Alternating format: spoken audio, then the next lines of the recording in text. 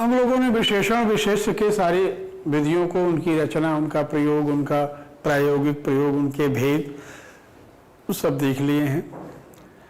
जो हमारे largest chapters थे लगभग सब समाप्त हो गए हैं।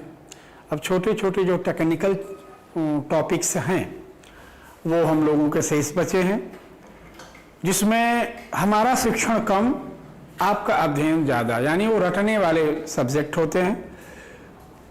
उनमें जो जो अनिवार्यता है, जो जो सावधानियां हैं, या जहां हमको डाउट्स ज़्यादा मिलने की संभावना है, उन पॉइंटों पर चर्चा करते हुए हम लोग चैप्टर को आगे बढ़ाएंगे। मेरे दोस्तों, सबसे पहले हम आज शुरू कर दे रहे हैं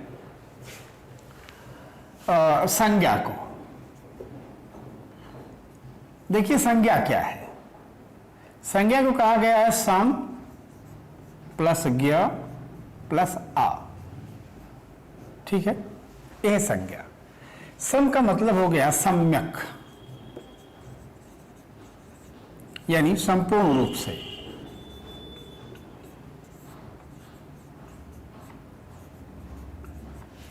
ज्ञ का मतलब हो गया बोध।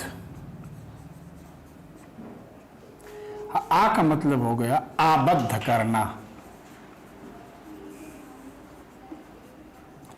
ठीक मेरे दोस्तों, तो इस संज्ञा की परिभाषा है क्या? वह शब्द जो किसी बोध को सम्यक रूप से आबद्ध करता हो, संज्ञा कहलाएगी। ठीक, वह शब्द जो किसी बोध को संपूर्ण रूप से आबद्ध करता हो, संज्ञा कहलाती है। सम प्लस ज्ञ प्लस आ, यह हो गया आपकी संज्ञा। अब हम ये कह सकते हैं कि किसी व्यक्ति, वस्तु, स्थान, भाव आदि के नाम को संज्ञा कहते हैं। मेरे दोस्तों, नाम को संज्ञा नहीं कहते, बोध को संज्ञा कहते हैं। यदि नाम को संज्ञा कहा जाए तो अंग्रेजी में भी नाम होते हैं, उर्दू, फारसी, तेलुगु, कन्नड़, मलयालम सब में नाम होते हैं। और नाम अगर दिया गया और हमारे पास बोध नहीं है तो हम कुछ नहीं कर पाएंगे। अतः उस बोध का ज्ञान होना ही नाम है। केवल नाम मीनिंग नहीं होती। मीनिंग समझ में आपको आ रहा हो तब तो वो नाम आपके लिए संज्ञा है। अगर मीनिंग नहीं आ रही समझ में तो आपके लिए वो शब्द जो निरर्थक की स्थिति में आ जाएगा। इसीलिए कहा गया है कि शब्द वही ब्रह्म, शब्द ही ब्रह्म है। ब्रह्म का तात्पर्य बोध से, शब्द ही बोध है। तो वह शब्द जो किसी संज्ञा यानी बोध को सम्यक रूप से आबद्ध करे, संज्ञा कहलाती है। ठीक दोस्तों, अब आगे चलते हैं। इस संज्ञा, पहले संज्ञा का भेद ही देख लेते हैं। आ जाओ। इस संज्ञाएं मुख्यतः 3 मानी गई थी।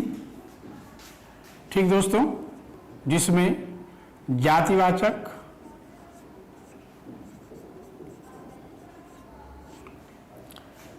व्यक्तिवाचक,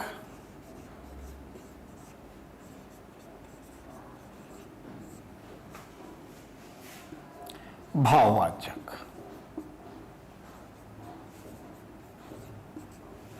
ये 3 आपकी संज्ञाएं मुख्य रूप से होती हैं। अब जातिवाचक में ही अगर देख लिया जाएगा तो एक आ जाएगा द्रव्यवाचक, एक आ जाएगा आपका संख्यावाचक। चूंकि द्रव्यवाचक, संख्यावाचक, जातिवाचक का ही एक बोध है, लेकिन अब यहां पर समस्या आती है कि जब सिविल में हम आईएएस और पीसीएस में जब आते हैं, सिविल की परीक्षा में आते हैं, तो ये 3 ही मानी जाती हैं। लेकिन यूपी बोर्ड में देखता हूं, जो यूपी आयोग है, उत्तर प्रदेश का जो आयोग है, यहां पर अधिकतर संज्ञाओं को 3 की जगह 5 मान लिया जाता है। आप दोनों स्थिति में देख लीजिएगा, ये द्रव्यवाचक है, ये संख्यावाचक है। मुख्यतः जातिवाचक, व्यक्तिवाचक और भाववाचक संज्ञाएं होती हैं। जातिवाचक क्या होता है, इसको आप देख लीजिए। जातिवाचक का मतलब सीधा हुआ समूह, पूरा वर्ग, जिसमें समस्त का ज्ञान हो।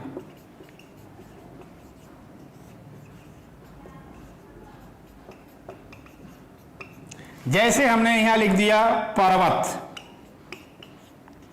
नदी,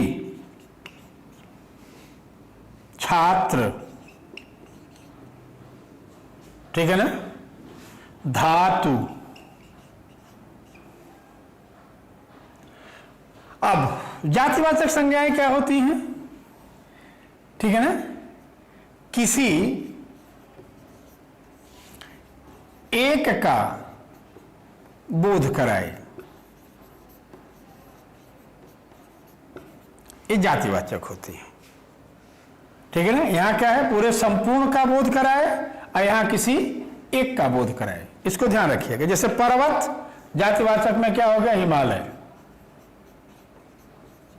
अगर हमने हिमालय बोला तो हिमालय भी पर्वत है, लेकिन किसी इंडिविजुअल का ही बोध हो रहा है, वर्ग का बोध नहीं हो रहा है। नदी हमने यहां लिख दिया गंगा,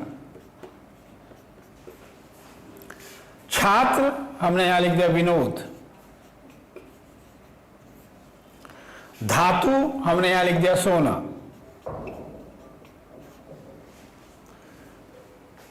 ठीक दोस्तों, तो जातिवाचक और व्यक्तिवाचक, पहले हम यहां पर जाएंगे, जातिवाचक और व्यक्तिवाचक। जातिवाचक में हम पूरी स्थिति आपके सामने आ गई कि पूरे समूह का बोध हो रहा है और यहां उस समूह में से किसी एक का बोध हो रहा है, वो व्यक्तिवाचक है। अब सवाल आता है कभी कभी कि ये जातिवाचक व्यक्तिवाचक में और व्यक्तिवाचक जातिवाचक में भी बदल जाते हैं।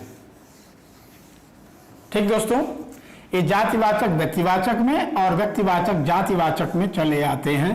कैसे आते हैं, ये प्रश्न भी आता है, इस पर थोड़ा सा आप सावधानी बरतिएगा। जैसे मैंने यहां लिखा पंडित, ये जातिवाचक है। विभीषण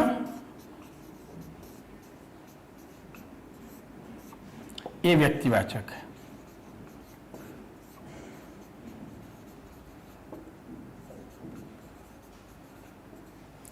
ठीक दोस्तों, अब देखिएगा, मूलतः पंडित जातिवाचक है, लेकिन हम इसको व्यक्तिवाचक भी बना सकते हैं। कैसे बना सकते हैं, देखिए यहां पंडित जी हमारे प्रथम प्रधानमंत्री थे। अब यहां पर पंडित जी जो हैं ये व्यक्तिवाचक हो गए। क्यों? क्योंकि विशेषण बन गए किसके, पंडित जवाहरलाल नेहरू, आप भी बोलते होंगे, तो पंडित जवाहरलाल नेहरू का विशेषण बन करके व्यक्तिवाचक हो गया, जबकि है यहां पर जातिवाचक। यहां विभीषण, विभीषण है व्यक्तिवाचक। अब इस विभीषण को अगर हम यहां लिखें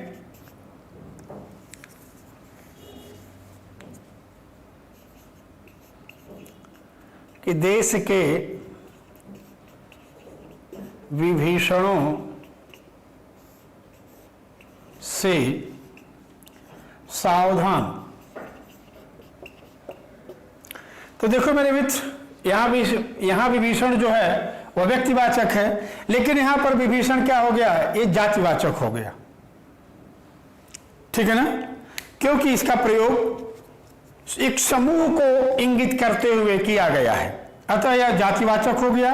यह जातिवाचक यहां पर एक व्यक्ति को इंगित करते हुए किया गया, इसलिए यह व्यक्तिवाचक हो जाएगा। तो जातिवाचक व्यक्तिवाचक में, व्यक्तिवाचक जातिवाचक में भी बदल सकते हैं। इस पर आधारित प्रश्न आते हैं। ठीक दोस्तों, इनको आप देखिएगा।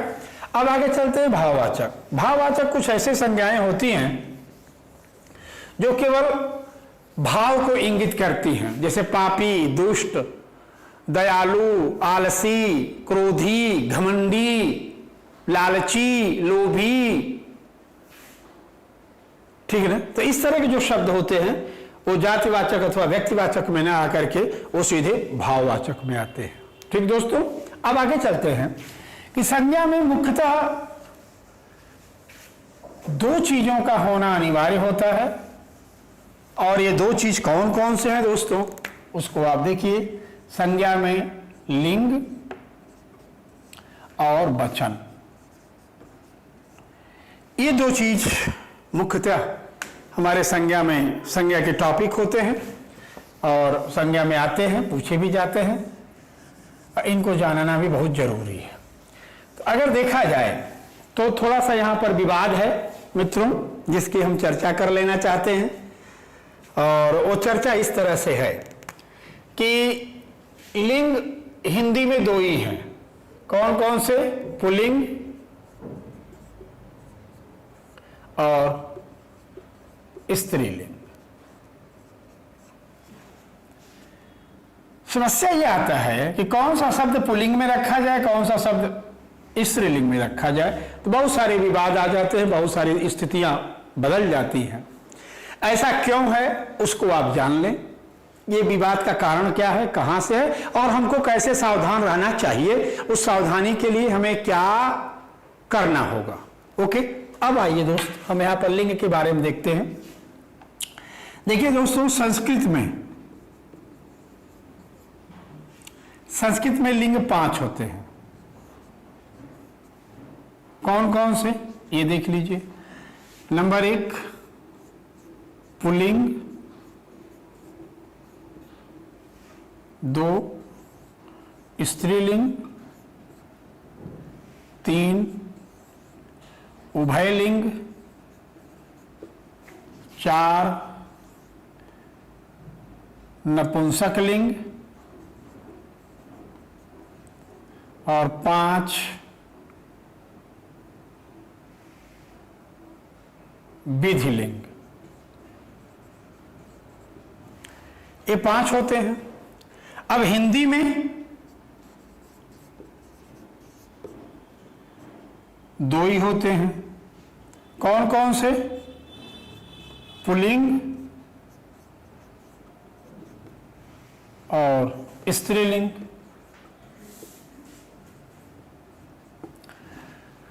तो दोस्त, जो संस्कृत का पुल्लिंग है वो हिंदी के पुल्लिंग में आ गया, कोई विवाद नहीं है।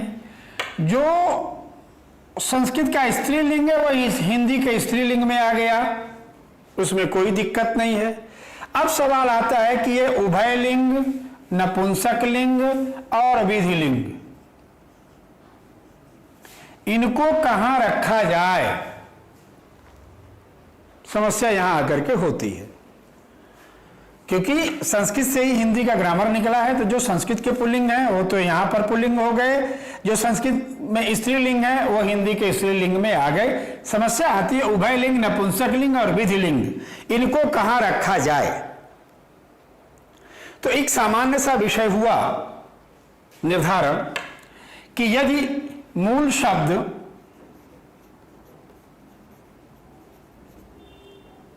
तत्सम है,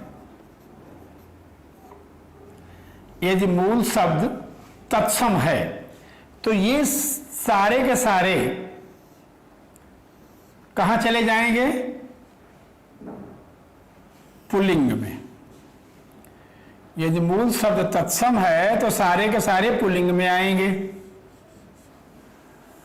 और यदि मूल शब्द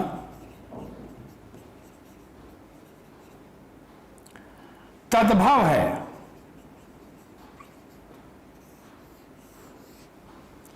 तो ये सारे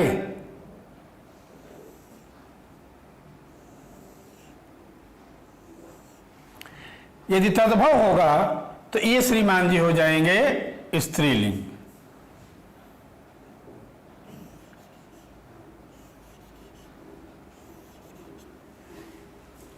ध्यान दीजिएगा, हम इसको फिर से एक बार कर दें कि संज्ञा में लिंग का हिंदी व्याकरण में संज्ञा के लिंग और वचन दोनों में बहुत ही भयंकर विवाद चलता है। इनका कुछ भी निर्धारित नहीं हो पा रहा है। कहीं किसी शब्द को पुल्लिंग बोला जाता है तो उसी को कहीं स्त्रीलिंग बोला जाता है। आयोग जब सवाल करता तो मेरे बच्चे परेशान हो जाते हैं। तो इसकी एक छोटी सी जानकारी है कि मेरे बच्चों ये दोनों ही निर्भर करते हैं व्यवहारिक रूप में। फिर भी कुछ व्याकरण के इनके अंश हैं जिनको आपको जानना आवश्यक है। तो जान लीजिए कि संस्कृत में 5 लिंग होते हैं, हिंदी में 2 लिंग होते हैं। इस 5 को 2 में समाहित करना है तो कौन किस में जाए, ये समस्या है। तो उसके लिए एक निर्धारण किया गया कि यदि उभयलिंग, नपुंसकलिंग, विधिलिंग के शब्द तत्सम के होंगे तो उनको हम पुल्लिंग मानेंगे, और यदि उभय लिंग, नपुंसक लिंग, विधिलिंग तद्भव के होंगे तो हम उन्हें स्त्रीलिंग मानेंगे। जैसे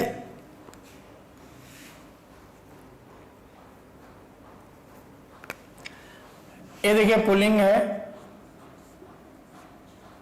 ये स्त्रीलिंग है। पुल्लिंग में हमने लिखा अग्नि,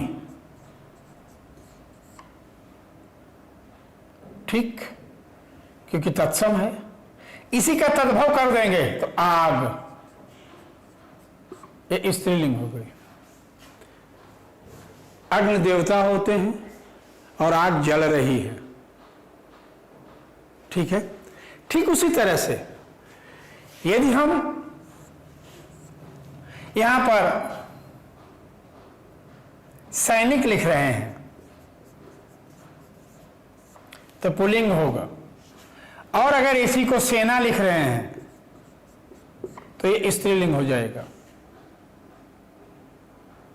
तो एक विधान तो ये माना गया था, लेकिन ये विधान चल नहीं पाया, और न चल पाने के कारण हिंदी में लिंग संबंधी विवाद और ज्यादा गहरा गया। अतः आपको इस दोनों ही चैप्टर पर विशेष सावधानी बरतनी पड़ेगी कि कौन कौन से शब्द पुल्लिंग के हैं, कौन से स्त्रीलिंग के हैं। जैसे भीड़ स्त्रीलिंग है, जमावड़ा ये पुल्लिंग हो जाएगा। ये सब हम लोगों को व्यवहारिक पक्ष पर जाना पड़ेगा। लोग पुल्लिंग है, आत्मा स्त्रीलिंग है, प्राण पुल्लिंग है,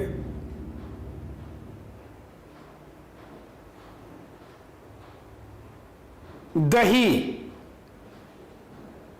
दही कहीं स्त्रीलिंग है तो कहीं पुल्लिंग भी है, लेकिन व्याकरण की दृष्टि से अगर आप देखेंगे तो दही पुल्लिंग में भी जा रही है और स्त्रीलिंग में भी जा रही है, क्योंकि अगर दधि दधि कह रहे हैं तो पुल्लिंग है, और दही कह दिए तो स्त्रीलिंग है। पर आयोग दही को भी दधि के समान पुल्लिंग मानता है, जबकि कहीं पर भी दधि का साहित्य में, चाहे कृष्ण भक्ति शाखा के हों तो जितने भी साहित्यकार हैं, हे कृष्ण गिर गई दही लिखा गया, हे कृष्ण गिर गया दहा नहीं, या गिर गया दही नहीं है। जहां लखनऊ है इसके पश्चिम जाएंगे तो वहां पुल्लिंग बोला जाता है, और जहां लखनऊ से हम पूरब निकलेंगे तो वहां पर स्त्रीलिंग बोले जाती है। तो क्षेत्र विशेष का यह प्रभाव है, और अगर इसको मूल्य देंगे तो एक बहुत ही बड़ा विवाद और हास्यास्पद रूप में खड़ा हो जाएगा कि यदि क्षेत्रीय प्रभाव के कारण हम संज्ञाओं के लिंग निर्धारण करने लगें तो बिहार में तो औरतों को पुल्लिंग में प्रयोग किया जाता है। हटिए ना, हटिए हटिए, औरत लोग आ रहा है, तो क्या मान लिया जाए कि वो स्त्री पुल्लिंग में है? भयंकर हास्यास्पद स्थिति बन सकती है। फिर भी यदि हम इस मेथड को अपना रहे हैं, इस मेथड को जान रहे हैं, इस मेथड से हम चल रहे हैं, तो लिंग संबंधी कहीं कोई विवाद है ही नहीं। लेकिन जब हम विवाद खुद पैदा करते हैं तो उसी विवाद की फिर हम चर्चा करने लगते हैं, और वो विवाद विद्वानों का तो विवाद है, लेकिन मेरे छात्रों का लाइफ है। उसी एक नंबर से दही और दधी के चक्कर में उनके एक नंबर कट जाएंगे। तो मेरे बच्चों, इस टॉपिक पर सबसे बेहतर तरीका ये होगा कि आप लिस्ट लगा लेंगे। आपके पास किताबें हैं, यहां से हम कितना बता पाएंगे, कितना आप लिख पाएंगे, उसमें समय आपका लगेगा। तो लिंग संबंधी जितने भी शब्द हैं उनको आप एक जगह बना लीजिएगा। ज्यादा ज्यादा 70 से 80 शब्द हैं, बस इन्हीं में विवाद है, बाकी कहीं विवाद नहीं। उनको आप ध्यान से देख लीजिएगा। अब आगे चलते हैं हम लोग वचन में। वचन के बारे में भी आपको अभी मैं बताया कि ये दोनों ही पॉइंट जो हैं वो क्या हैं, विवादित हैं। अतः इसमें भी कोई निश्चित व्याकरण नहीं है कि हम ये कह सकें कि ये एक वचन है और ये बहुवचन है। ठीक दोस्तों, क्योंकि वचन को भी अगर देखेंगे तो सामान्य रूप से हिंदी में दो वचन होते हैं, एक वचन और बहुवचन। तो सामान्य सा नियम है कि एक के लिए एक वचन, एक से अधिक के लिए बहुवचन का प्रयोग किया जाता है, हम सभी जानते हैं।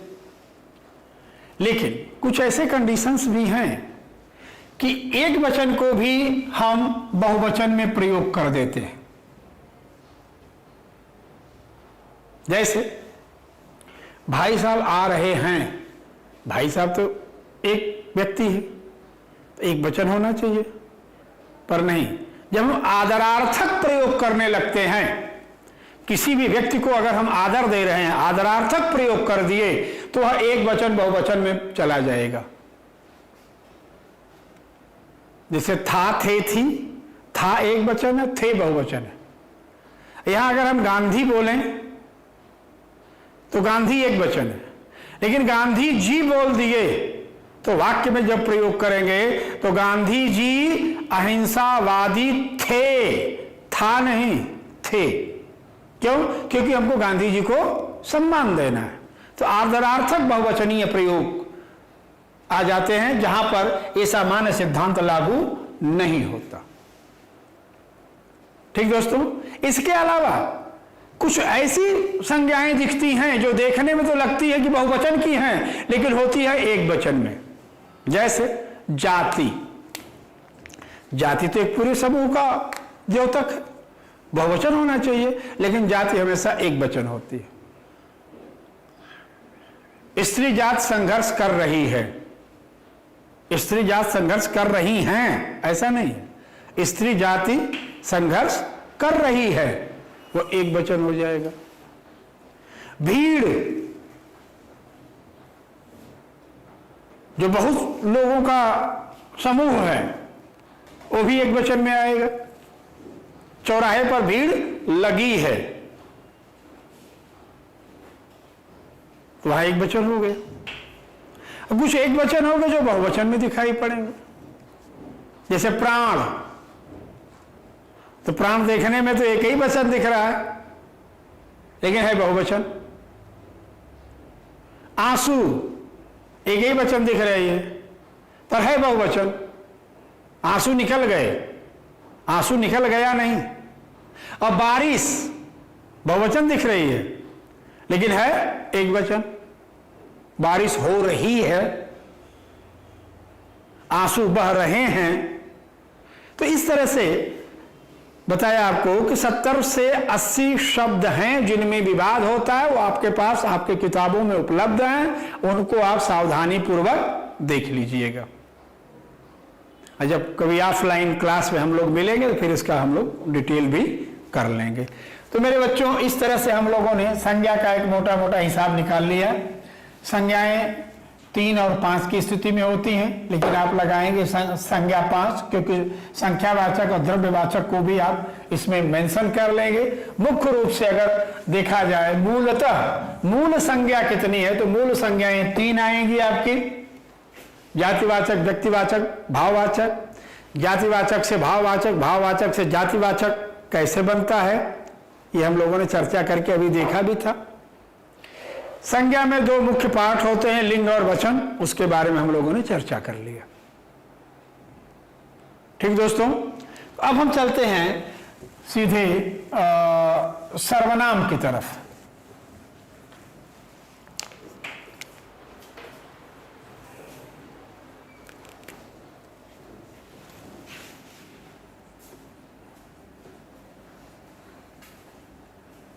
सर्वनाम, देखो मेरे मित्रों, इसमें है सर्व, ये हो गया नाम। नाम का मतलब हो गया संज्ञाएं, और सर्व का मतलब हो गया सभी। ठीक है ना? इसका मीनिंग क्या निकल जाएगा? सभी संज्ञाओं पर लागू होने वाला शब्द सर्वनाम कहलाता है ना? लिख दे, सभी संज्ञाओं का स्थानापन्न शब्द सर्वनाम कहलाता है। ठीक है ना? ऐसा नाम जो सभी संज्ञा के स्थान पर प्रयुक्त हो सकता है, हम उसे सर्वनाम कहते हैं। सामान्यतः आप पढ़ते भी आए हैं कि संज्ञा के स्थान पर प्रयुक्त होने वाले शब्दों को सर्वनाम कहा जाता है। तो इनकी व्याख्या कर लेंगे तो अपने आप क्लियर हो जाएगा। सर्वनाम, नाम माने संज्ञा, सभी संज्ञाओं के स्थान पर प्रयुक्त होने वाले शब्द क्या होते हैं? सर्वनाम कहलाते हैं। क्लियर दोस्तों? अब आइए सर्वनाम के भेद। यहां पूछा जाता है मित्रों, तो पहला पुरुषवाचक,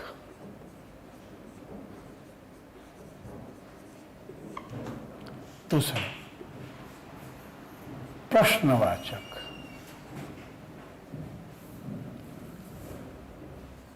तीसरा निश्चय वाचक, चौथा अनिश्चयवाचक।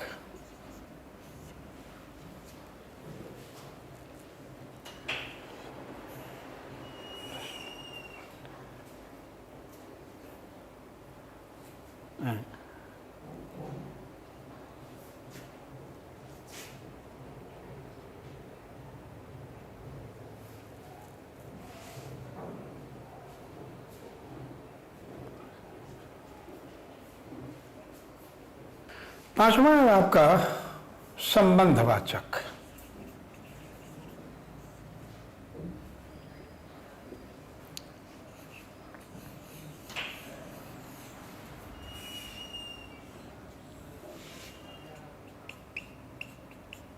निजवाचक। अब देखो मित्रों, मूलतः आपके सर्वनाम ये 5 ही होते हैं, जिसमें कि अब कुछ आधुनिक तथा कथित विद्वान गण एक निजवाचक सर्वनाम भी जोड़ना शुरू कर दिए हैं। ठीक है, जो व्याकरण के दृष्टि से कहीं क्लियर नहीं है कि नहीं इसको 5वें में रखना चाहिए या नहीं, क्योंकि ये जो निजवाचक है ये पुरुषवाचक के 3 भेद होंगे। ठीक है ना? पुरुषवाचक में 3 भेद होंगे। नंबर 1 अन्य पुरुष, नंबर 2 मध्यम पुरुष, नंबर 3 उत्तम पुरुष।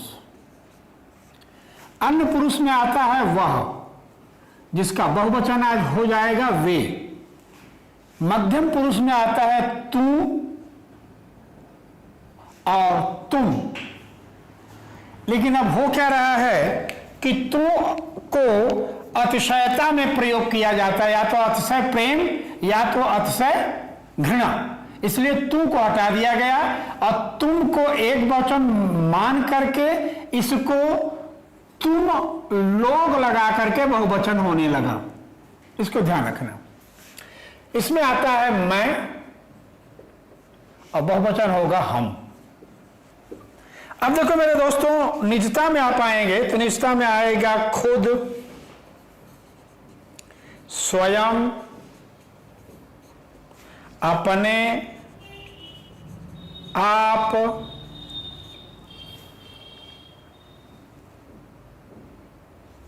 आप ही,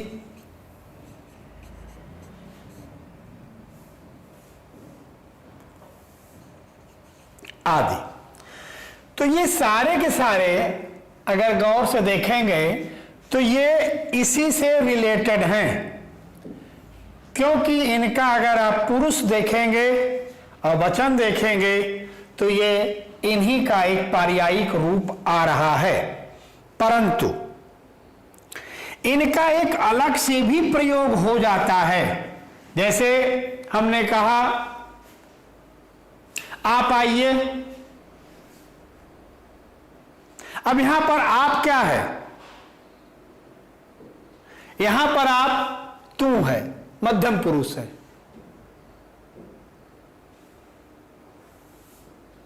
पुरुषवाचक है, निजवाचक नहीं। और अगर मैं बोलूं कि सोहन आप ही आ जाएगा या सोहन अपने से आ जाएगा,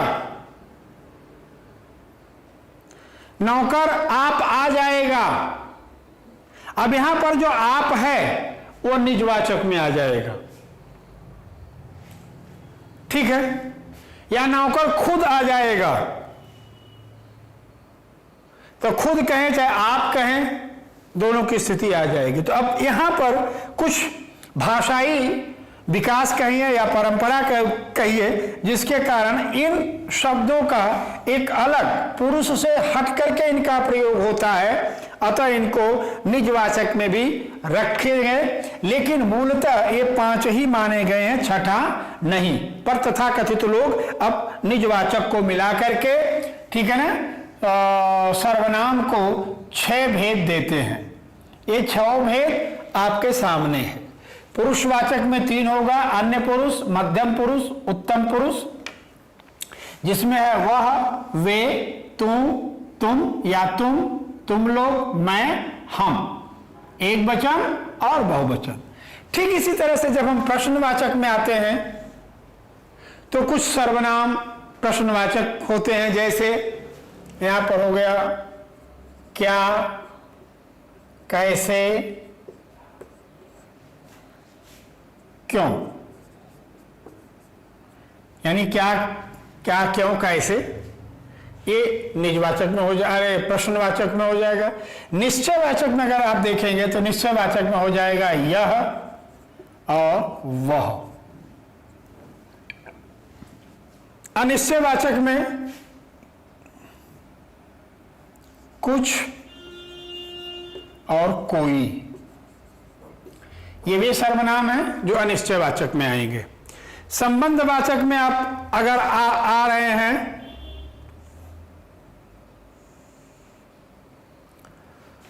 तो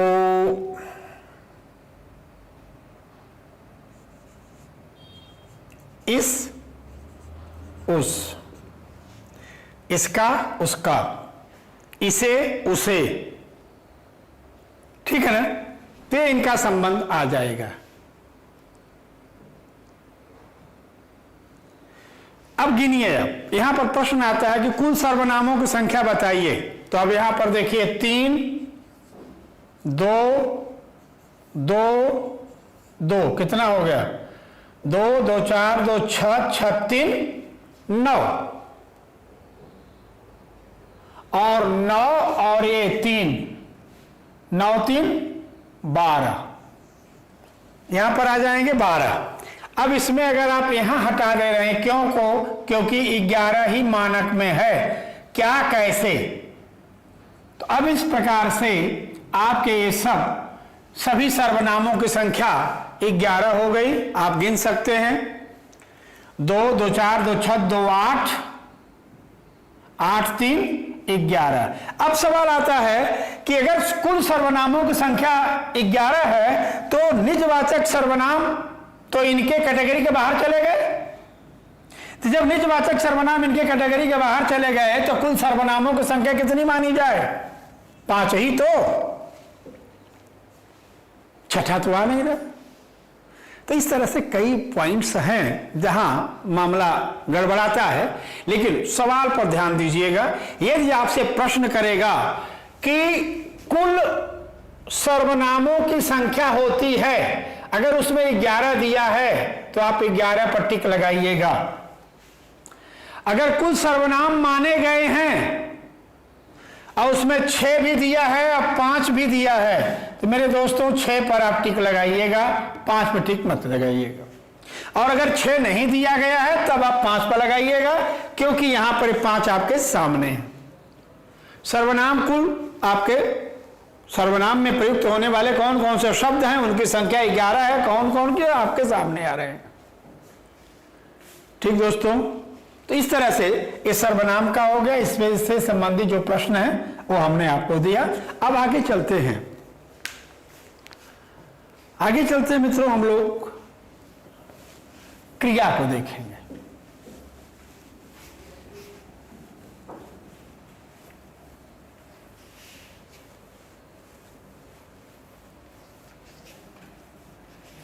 क्रिया किसे कहते हैं, क्रिया होती क्या है? हाँ?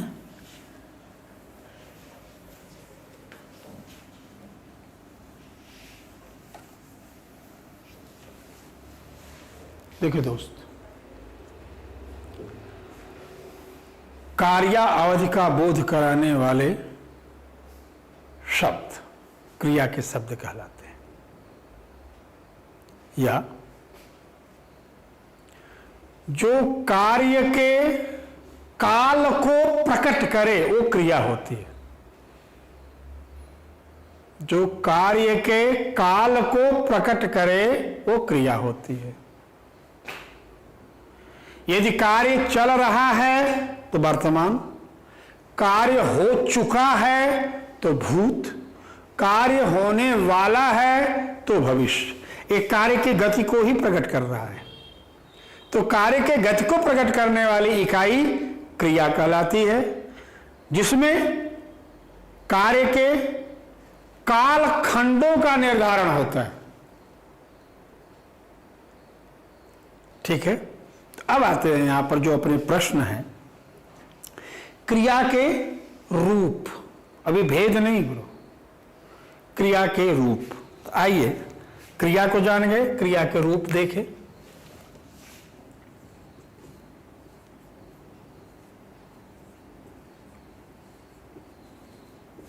क्रिया के 2 रूप होते हैं मेरे दोस्तों,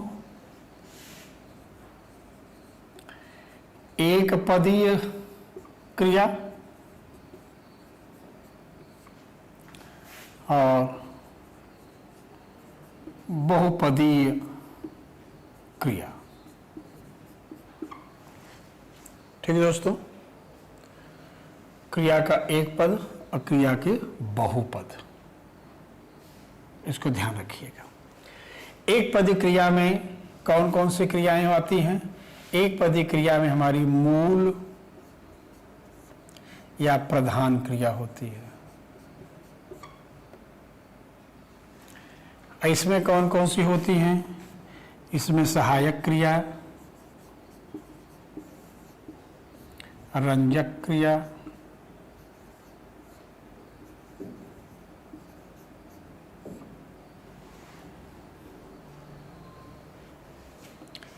क्रियार्थक क्रिया।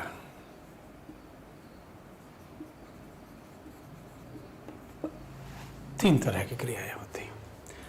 अब यहां पर जब हम एक पदी क्रिया देखते हैं तो उसकी संख्या हमारे सामने 1 आएगी, बहुपदी क्रिया देखेंगे तो उसकी संख्या 3 की स्थिति बनाएगी।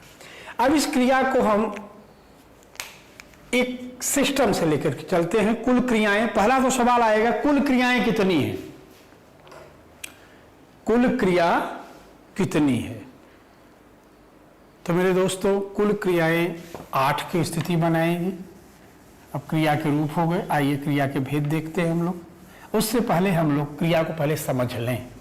क्रिया को समझेंगे तो उस शायद कुछ बेहतर हो जाएगा काल के साथ। क्रिया होती क्या है? सहायक क्रिया और प्रधान क्रिया और सहायक क्रिया की स्थिति बनाएंगे। देखो मेरे दोस्तों, काल एक अखंड इकाई है, याद रखना। काल एक अखंड इकाई है, इसको हम कहीं से भी काट नहीं सकते, इनको हम कहीं से भी पार्ट नहीं बना सकते। एक अखंड इकाई है काल। पर इस काल को क्रिया ऐसी चीज है जो कई खंडों में बांट लेती है। ठीक है, जैसे अब देखिए हमारा काल है, हमने काल को 3 खंड में बांट दिया। यदि क्रिया के साथ ता लगा है तो ये वर्तमान हो जाएगी, क्रिया के साथ या लगा है तो ये भूत हो जाएगा, यदि क्रिया के साथ गा लगा है तो ये भविष्य हो जाएगी। ता या गा इनके प्रत्यय हैं। अब वर्तमान को देखेंगे तो वर्तमान 5 हो जाएंगे,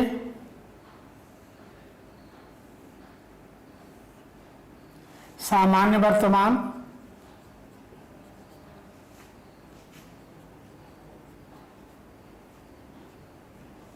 अब सामान्य वर्तमान में क्या हो जाएगा, जिसमें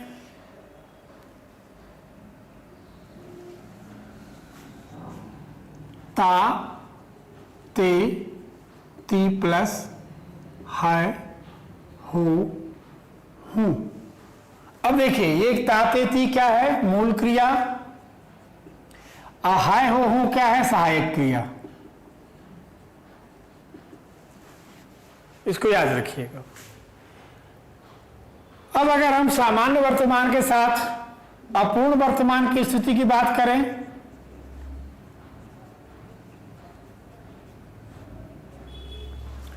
तो यहां पर हो जाएगा रहा, रहे, रही प्लस हाय, हो, हूं।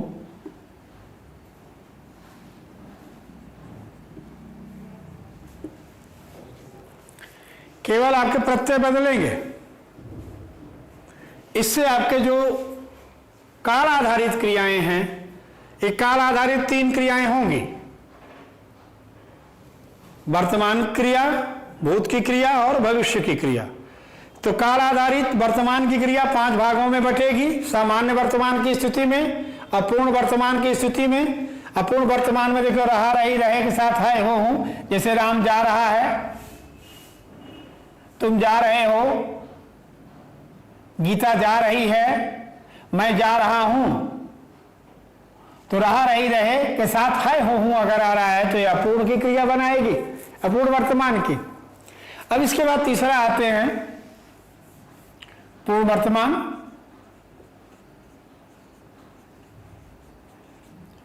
पूर्ण वर्तमान मेरे दोस्तों 2 तरह से बनेगा। नंबर 1, मूल क्रिया भूत की प्लस, मूल क्रिया भूत की प्लस सहायक क्रिया वर्तमान की।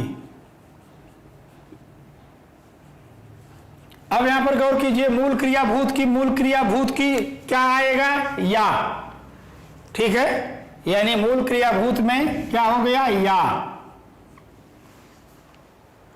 सहायक क्रिया वर्तमान की है, ठीक है ना, या और है। मूल क्रिया भूत की, सहायक क्रिया वर्तमान की हो जाएगी। पहला नियम पूर्ण वर्तमान बनाने का, जैसे वह गया है, वह सोया है, वह पढ़ा है, वह आया है, राम नाचा है, गीता गाई है। तो या भूत की मूल क्रिया है और है वर्तमान की सहायक क्रिया है। तो जब भूत की मूल क्रिया भूत की और सहायक क्रिया वर्तमान की जोड़ दी जाती है तो पूर्ण वर्तमान बनता है। दूसरा इसका नियम है दोस्तों कि जब चुका, चुके, चुकी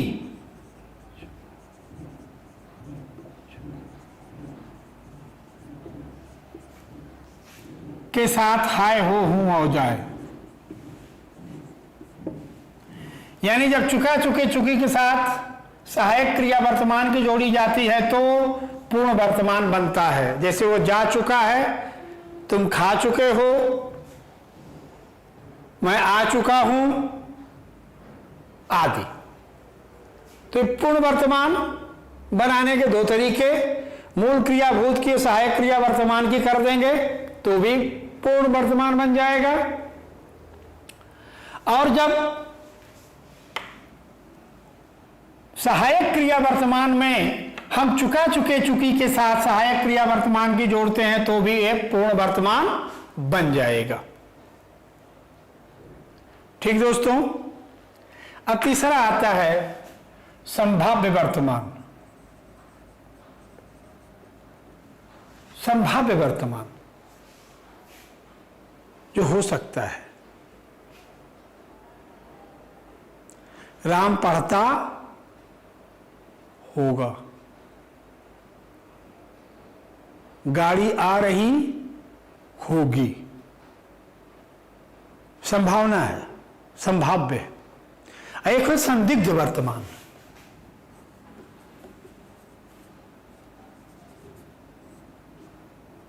संदिग्ध वर्तमान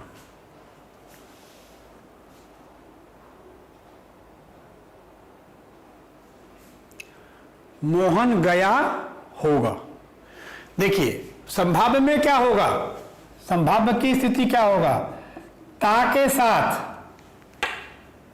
होगा, असंदिग्ध में या के साथ होगा या हो, ये दोनों में अंतर आएगा। गाड़ी आती होगी, राम गाता होगा, मोहन सोता होगा। ठीक है, डाकिया आया होगा, यहां काल बदल गया। यानी कि जब मूल क्रिया वर्तमान की मूल क्रिया में भविष्य को जोड़ा जाएगा तो संभाव्य हो जाएगा, अब भूत के मूल क्रिया में भविष्य को जोड़ा जाएगा तो संदिग्ध हो जाएगा। ठीक दोस्तों, तो इस तरह से जो काल आधारित हमारी प्रधान तीन क्रियाएं हैं, वर्तमान की क्रिया, भूत की क्रिया, भविष्य की क्रिया। वर्तमान की क्रिया भी हमारे 5 भागों में बट जाएगी, जिस जिस भाग में बटेगी वो आपके सामने है। ठीक इसी तरह से इनको भी हम 6 भागों में बांट देते हैं मेरे दोस्तों। सामान्य भूत, अपूर्ण भूत, पूर्ण भूत, आसन्न भूत, संदिग्ध भूत, अहेतु हेतुम भूत। ये 6 ये हो जाएंगे, 3 ये हो जाएंगे, सामान्य भविष्य, संदिग्ध भविष्य और हेतु हेतुम भविष्य। तो काल के आधार पर अगर देखा गया तो क्रियाएं 3 हमें मिली। अब इसी तरह से कर्म के आधार पर अगर देखा जाएगा तो कर्म के आधार पर क्रिया 2 मिलेगी, सकर्मक और अकर्मक।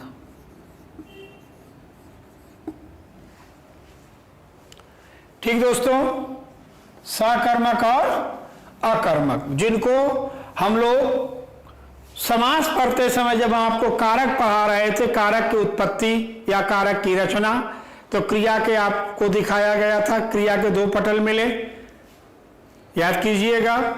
एक क्रिया का व्यापार, दूसरा क्रिया का फल।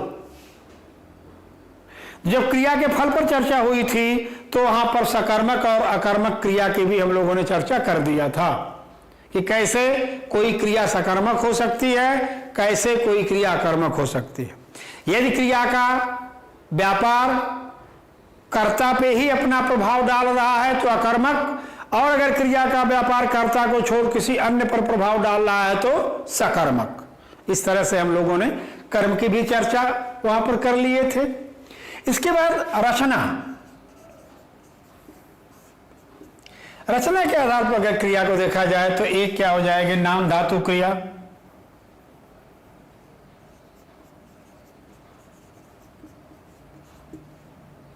दूसरा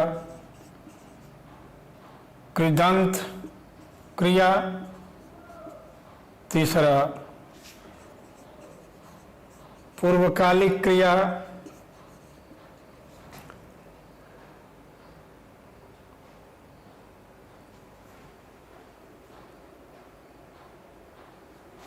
और चौथा नाम धातु क्रिया, कृदंत क्रिया, पूर्वकालिक क्रिया,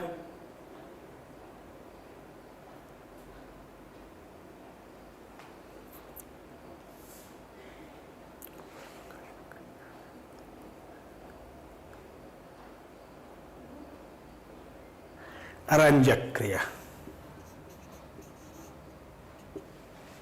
ये चार क्रियाएं हम लोगों ने यहां पर देखा। नाम धातु क्रिया, ये क्रिया की रचना है। जब हम किसी संज्ञा, सर्वनाम, विशेषण या अव्यय से क्रिया की रचना करते हैं तो क्या हो जाता है, नाम धातु क्रिया होती है। जैसे हाथ संज्ञा है, हथियाना क्रिया हो गई। लाठी संज्ञा है, लठियाना क्रिया हो गई। बात संज्ञा है, बतियाना क्रिया हो गई। तो इस तरह से जब हम किसी नाम धातु के शब्दों से क्रिया बनाते हैं। दूसरा कृदंत क्रियाएं, जो सीधे ना प्रत्यय जोड़ करके, कौन सा प्रत्यय जोड़कर, ना प्रत्यय जोड़ करके सीधे हम लोग चर्चा करते हैं धातु से, ठीक है ना, जो धातु से चर्चा कर लेते हैं, ठीक है। जैसे पठ से पढ़ना, दृश्य से देखना, बद से बोलना, खाद से खाना, खुद से खोदना, पच से पकाना आदि।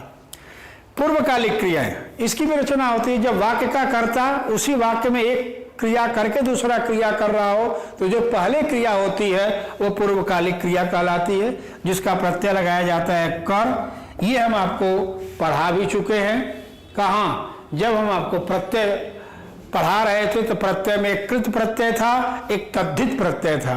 तो कृत प्रत्यय में जब हम लोग आए थे, ठीक है ना, तो क्रियार्थक कृत प्रत्यय ये पढ़ते समय हम लोगों ने इसकी पूरी चर्चा कर लिया है। ये पूरा चैप्टर उसमें हम लोगों का कंप्लीट है।